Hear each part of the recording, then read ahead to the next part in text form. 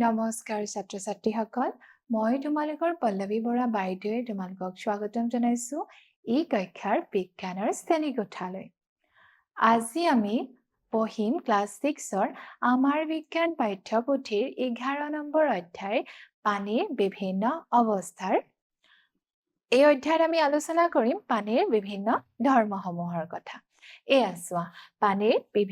বিভিন্ন অৱস্থাৰ ধৰ্মসমূহ এতিয়া আমি জানো পানী তিনিটা অৱস্থাত থাকে গোটা অৱস্থাত থাকে জলীয় অৱস্থাত থাকে আৰু গেছীয় অৱস্থাত থাকে হয়নে এই তিনিটা অৱস্থাতে পানীৰ কিছুমান বেলেগ বেলেগ ধৰ্ম আছে আৰু এই ধৰ্মবোৰ কি আমি চাওঁ আহা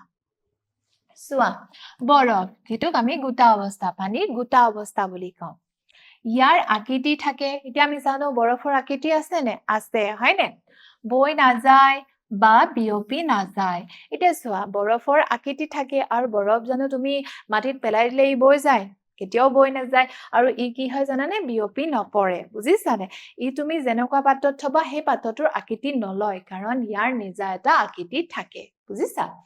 তেনেকে চোৱা অন্য কিছুমান গোটা পদাৰ্থৰ উদাহৰণ এতিয়া পানীৰ যেনেকে গোটা অৱস্থা আছে তেনেকে অন্য কিছুমান গোটা পদাৰ্থৰ আমি উদাহৰণ লৈছো যেনেকে হিলটো কেনেকুৱা অৱস্থাত আছে গোটা অৱস্থাত আছে হয়নে কাঁচ এইবোৰ বেলেগ পদাৰ্থ যিবোৰ গোটা অৱস্থাত থাকে বুজিছা তেনেদৰে পানীৰ অন্য এটা অৱস্থা আছে হেতু হৈছে জলীয় অৱস্থা বা পানীৰ তৰল অৱস্থা যাক আমি খোৱা পানী হিচাপে ব্যৱহাৰ কৰো বা ধৰা আমি ঘৰৰ দৈনন্দিন কামত পানীৰ তৰল অৱস্থাটো ব্যৱহাৰ কৰো বুজিছা এতিয়া চোৱা বৈ যায় আৰু ইয়াৰ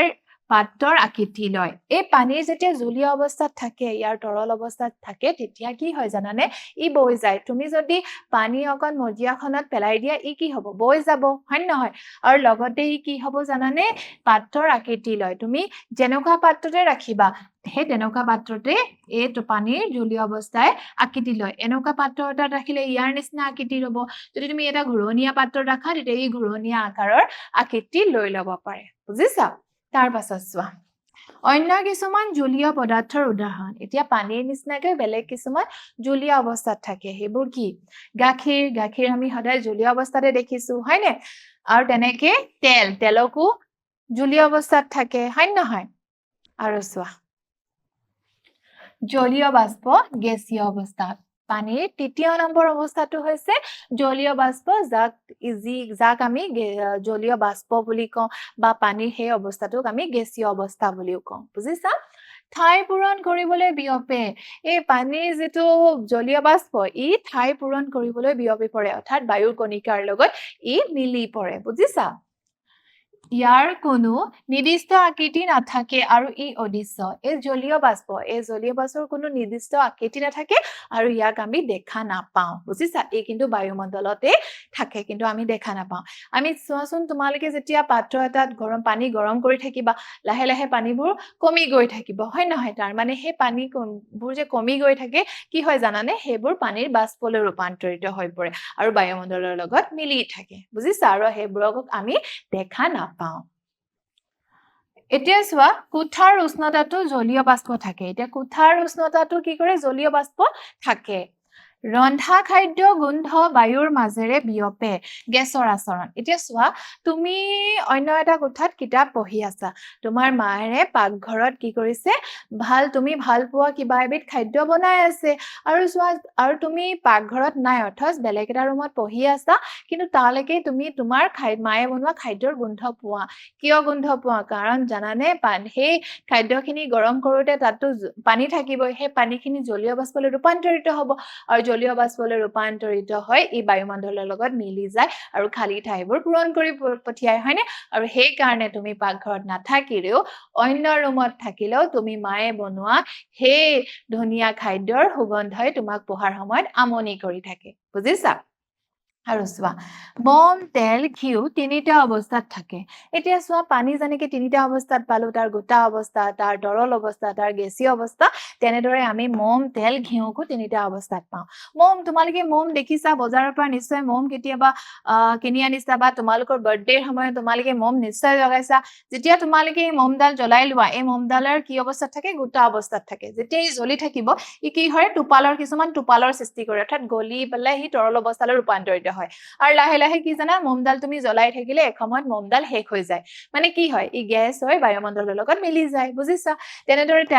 তেলখিনি তোমালোকে মিঠাতেল হওক বা নাৰিকল তেলেই হওক তোমালোকে প্ৰথমতে ইয়াক তৰল অৱস্থাত দেখিবা হয়নে কিন্তু যেতিয়া তোমালোকে ঠাণ্ডা দিন হয় তোমালোকে নাৰিকলৰ তেলৰ টেমাটো গুট মাৰি যোৱা দেখিছানে অৰ্থাৎ ই তাৰ কঠিন অৱস্থালৈ ৰূপান্তৰিত হয় হয়নে আকৌ তোমালোকে তেল যেতিয়া তুমি গৰম কৰিবা ই কি হ'ব জলীয় বাষ্পলৈ ৰূপান্তৰিত হ'ব অৰ্থাৎ তেলবোৰ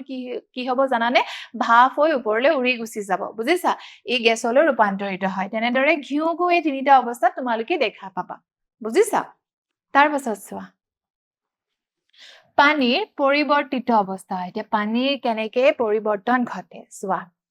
এতিয়া পানীৰ এইটো গোটা অৱস্থা আৰু এইটো পানীৰ জলীয় অৱস্থা বুজিছা এতিয়া গোটা অৱস্থা এতিয়া পানীৰ বৰফৰ টুকুৰা এটা যদি তুমি অলপ দেৰি বাহিৰত উলিয়াই থৈ দিয়া কি হ'ব সি লাহে লাহে গলিব আৰম্ভ কৰিব অৰ্থাৎ ই পানীলৈ ৰূপান্তৰিত হ'ব পানীৰ জলীয় অৱস্থালৈ ৰূপান্তৰিত হ'ব হয়নে সেই বস্তুটো কি কয় জানানে গলনাংক বুলি কয় বৰফ এটা লাহে লাহে যেতিয়া গলি যায় তাক কয় গলনাংক আকৌ এই পানীখিনিক যেতিয়া তুমি জমা কৰিবা অৰ্থাৎ তাক গোট মাৰিবা তেতিয়া ই কি হলে ৰূপান্তৰিত হ'ব গোটা অৱস্থালৈ বুজিছানে আৰু চোৱা গৰম বা ঠাণ্ডা হোৱাৰ লগে লগে পানী আৰু বহুতো পদাৰ্থৰ অৱস্থা সলনি হয় এতিয়া গৰম বা ঠাণ্ডা হোৱাৰ লগে লগে কি হয় জানানে পানীৰ লগতে আৰু বেলেগ বেলেগ বস্তুৰো কি হয় জানানে অৱস্থাৰ সলনি হয় গৰম কৰিলে অন্য এটা অৱস্থা আৰু ঠাণ্ডা কৰিলে সেই বস্তুটোৰ অৱস্থা বেলেগ হয় তেনেকৈ পানীখিনি গৰম কৰিলে কি হ'ব গেছীয় অৱস্থালৈ ৰূপান্তৰিত হ'ব আৰু পানীখিনিক যদি তুমি বেছি ঠাণ্ডা কৰা কি হ'ব বৰফলৈ ৰূপান্তৰিত হ'ব হয় নে নহয়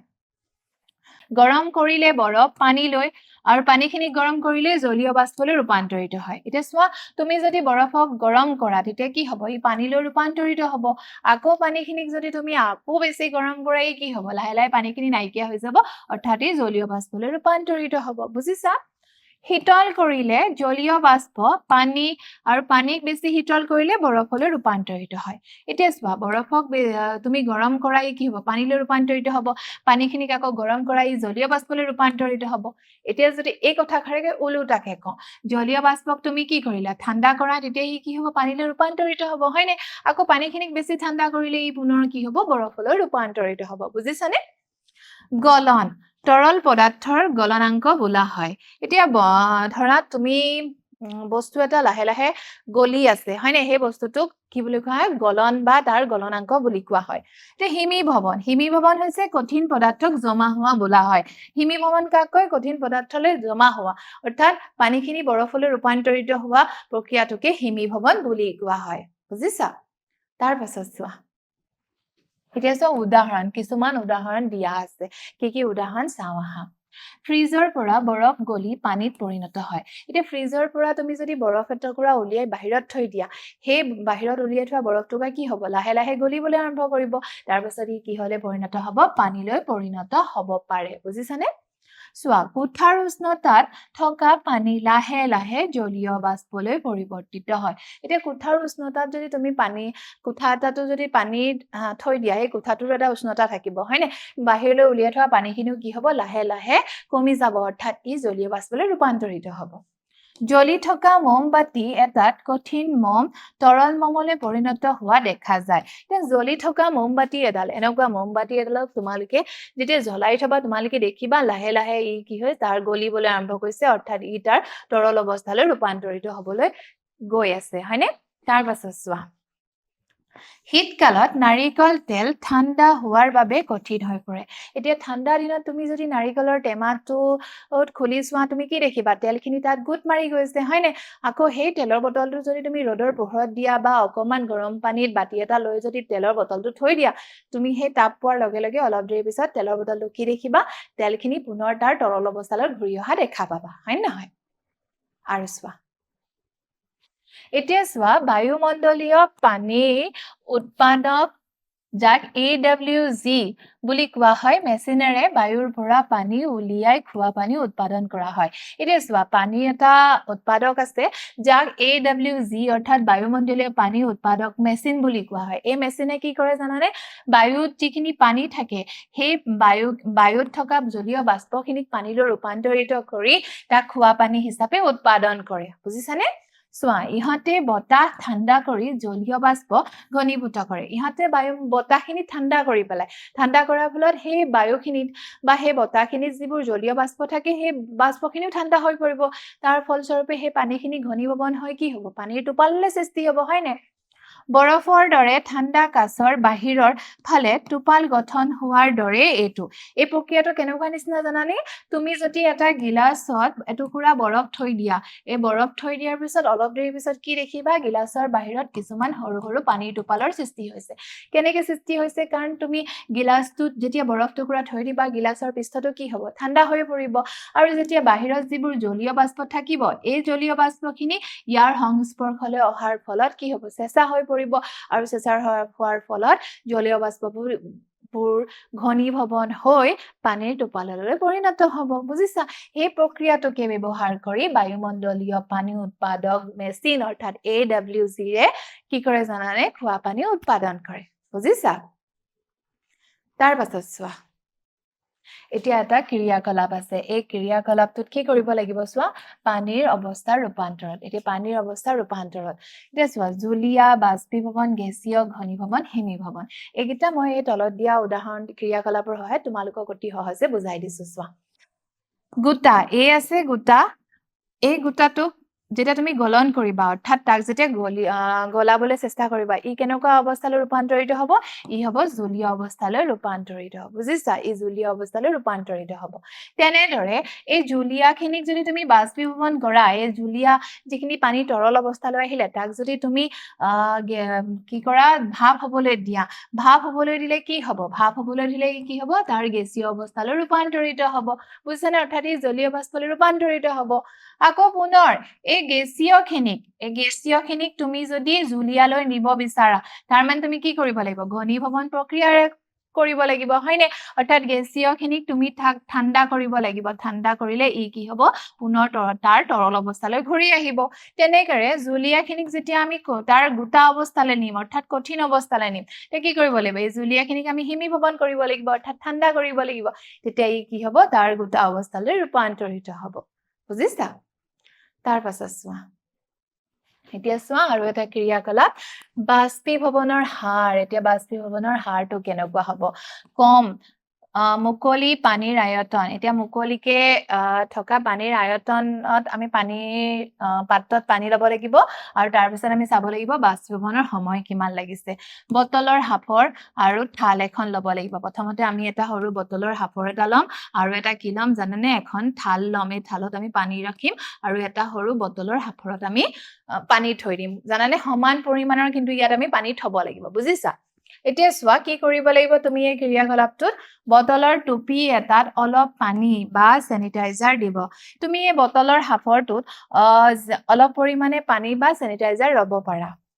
একে পৰিমাণৰ প্লেট এখনত থৈ দুয়োটা কাষে ৰাখিব তাৰ পিছত কি কৰিম জানানে এই প্লেটখনতো ইয়াত যিমান পৰিমাণৰ পানী বা স্যানিটাইজাৰ ল'বা সিমান পৰিমাণৰ পানী তুমি এই প্লেটখনতো ৰাখিব লাগিব আৰু দুয়োটা ওচৰা-ওচৰিকৈ থৈ দিব লাগিব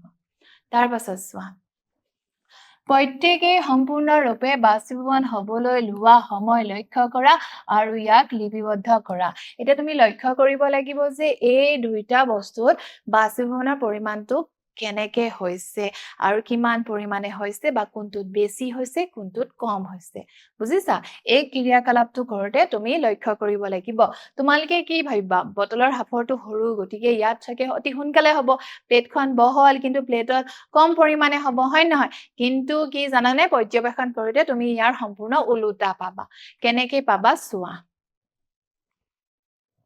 এতিয়া চোৱা ইয়াত পৰ্যবেক্ষণ এয়া চোৱা ইয়াত কি আছে ইয়াত এই প্লেটখনত পানী থৈছে আৰু বটলৰ হাফৰখনত চোৱা এতিয়া ভালদৰে মন দি চোৱা কি কৈছে বটলৰ টুপিটোতকৈ প্লেটত থকা পানীৰ উন্মুক্ত পৃষ্ঠভাগ বেছি এতিয়া চোৱা এই বটলৰ হাফৰখনতকৈ জানানে এই প্লেটখনৰ উন্মুক্ত পৃষ্ঠ বেছি বটলটোৰ হাফৰটো সৰু হয় আৰু কিন্তু প্লেটখন কি হয় বহল হয় হয়নে তাৰ পৃষ্ঠখনৰ উন্মুক্ত অৱস্থাটো বেছি হৈ আছে সেয়েহে প্লেটৰ পৰা বাষ্পীভৱন বেছি দ্ৰুত হয় সেইকাৰণে জানানে প্লেটত থকা পানীখিনি বেছি অতি সোনকালে বাষ্পীভৱন হৈ পৰিব কিন্তু এই বটলত থকা পানীখিনি বাষ্পীভৱন হওঁতে কিছু পৰিমাণৰ টাইম লাগিব অৰ্থাৎ ইয়াত কম পৰিমাণে বাষ্পীভৱন হ'ব আৰু ইয়াত বেছি পৰিমাণে বাষ্পীভৱন হ'ব কিয় জানানে কাৰণ বটলটোতকৈ এই প্লেটৰ কি জানানে উন্মুক্ত পৃষ্ঠভাগ অলপ বেছি হৈ আছে বুজিছা হাফৰটো চাপ খাই আছে কিন্তু প্লেটখন বহল হৈ আছে বুজিছা অৰ্থাৎ বাষ্পীভৱনৰ হাৰ কাৰ ওপৰত নিৰ্ভৰ কৰে বস্তুটোৰ পৃষ্ঠৰ আয়তনৰ ওপৰত নিৰ্ভৰ কৰিব বুজিছা কিমান পৰিমাণৰ হি বহল বা কিমান পৰিমাণৰ হি তাৰ উন্মুক্ত পৃষ্ঠভাগ থাকিব বুজিছা ইমানখিনিলৈকে চাগে তোমালোকে বুজি পাইছা কিছুমান প্ৰশ্ন উত্তৰ আলোচনা কৰো আহা চোৱা কঠিন পদাৰ্থক জমা হোৱা প্ৰক্ৰিয়া কি বোলে কঠিন পদাৰ্থলৈ যেতিয়া জমা হৈ যায় তাক আমি কি কওঁ তাক আমি কি বুলি কওঁ হিমীভৱন বুলি কওঁ অৰ্থাৎ পানীখিনিক যেতিয়া আমি বেছি ঠাণ্ডা কৰিম সি গোটা অৱস্থালৈ সৃষ্টি হ'ব এই প্ৰক্ৰিয়াটোকে কি ক'ব জানানে হিমীভৱন তাৰ পিছত চোৱা জলীয় বাষ্প পানীৰ টোপাল বা পানীলৈ পৰিৱৰ্তন হোৱা প্ৰক্ৰিয়া এটি জলীয় বাষ্পখিনি পুনৰ পানীৰ টোপাল বা পানীলৈ পৰিৱৰ্তন হোৱা প্ৰক্ৰিয়া কি কয় জানানে ঘনীভৱন তোমালোকে ইয়াত ঘনীভৱন বুলি লিখিব লাগিব বুজিছানে ঘনীভৱন কিয় হয় তোমালোকে নিশ্চয় দেখিছা যে এটা গিলাসত যদি তোমালোকে এটুকুৰা বৰফ লোৱা বৰফ ললে কি হ'ব জানানে গিলাসটো যদি তুমি বাহিৰত থৈ দিয়া অলপ দেৰি পিছত দেখিবা ইয়াত কিছুমান পানীৰ টোপালৰ সৃষ্টি হৈছে কিয় জানানে বায়ুমণ্ডলত বহুতো জলীয় বাষ্প অৱস্থাত থাকে হয়নে তো এই জলীয় বাষ্পখিনি যেতিয়া ইয়াৰ সংস্পৰ্শলৈ আহিব তেতিয়া ইয়াৰ পৃষ্ঠত লাগি কি হ'ব হেবোৰ চেঁচা হ'ব চেঁচা হোৱাৰ পিছত পুনৰ হেবোৰ পানীৰ টোপাললৈ পৰিণত হ'ব যাৰ ফলস্বৰূপে তোমালোকে গিলাসটোৰ বাহিৰত কিছুমান পানীৰ টোপাল দেখা পাবা বুজিছা ইমানখিনিলৈকে চাগে তোমালোকে বুজি পাইছা ভালদৰে পঢ়া শুনা কৰি থাকিবা নমস্কাৰ ধন্যবাদ